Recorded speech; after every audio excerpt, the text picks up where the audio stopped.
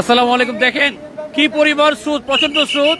এই প্রচন্ড স্রোত উপেক্ষা করেই কিন্তু মানুষজন আসতেছে, হাজার হাজার মানুষজন আসতেছে। গতকালকে যে আমরা জানিয়েছিলাম এই সেই জায়গা যেখান থেকে একাধিক মানুষ স্রোত হারিয়ে গিয়েছে। দেখেন স্রোত, এই স্রোত উপেক্ষা করে মানুষজন আসতে করতে চিটগাং থেকে আসতেছে, অথচ অত্যন্ত করু সত্য হচ্ছে এই জায়গায় প্রচন্ড স্রোত। দেখেন দাঁড়ানো মুশকিল হয়ে যাচ্ছে আমাদের। আল্লাহ আল্লাহ আল্লাহ আল্লাহ, এই স্রোত উপেক্ষা করে আসার কোনো দরকার নাই। চিটগাং থেকে বা ঢাকাতে যে বাসগুলো আসতেছে যান, সেই বাসগুলো এখানে কতটুকু এসে নামিয়ে দিচ্ছে, ভাড়া নিচ্ছে একই। অর্থাৎ এই যে মানুষগুলো আসতেছে, ওনারা চিটগাং থেকে আসতেছেন বা বিভিন্ন জায়গাতে মিরসরাই থেকে আসতেছেন, ওনাদেরকে ভাড়া পুরোটা নিচ্ছে। কি পরিমাণ স্রোত দেখেন। ভলান্টিয়ার বাইরে সাবধান করতেছেন, ধরে রাখেন। তো আমি বিনীত রিকোয়েস্ট করবো, চিটগাং ঢাকা সকল বাসগুলো বন্ধ করে দেন।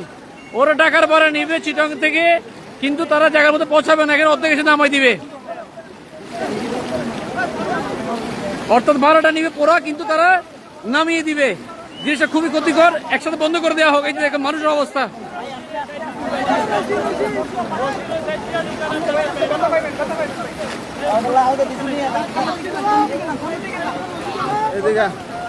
দেখেন কি পরিমাণ স্রোত।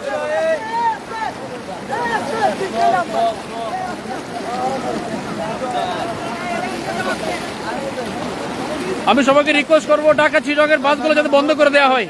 প্লিজ ঢাকা চিটগাংয়ের বাসগুলো বন্ধ করে দেন। এখানে অযথা অনর্থক অসংখ্য মানুষ অনেকের জীবন ঝুঁকির মধ্যে পড়তেছে। আমরা যে মুহূর্তে আছি, ভলান্টিয়াররা রয়েছেন, ফাউন্ডেশনের অনেকগুলো টিম আমরা নিয়ে যাচ্ছি। পাশে একটা মাদ্রাসা আছে, এই মাদ্রাসার নাম হচ্ছে মাদানিয়া সিলুনিয়া মাদ্রাসা। এই মাদানিয়া সিলুনিয়া মাদ্রাসার মধ্যে প্রায় 3000-এর মতো মানুষ উপোস। ওনাদের জন্য আমরা কিছু শুকনো খাবার নিয়ে যাচ্ছি এখন। তো আমরা সবার কাছে দোয়া চাই। বিভিন্ন শেল্টারে আসলে জিনিসগুলো নিতে অনেক কষ্ট হচ্ছে, প্রত্যেকে দোয়া করবেন। আসসালামু আলাইকুম।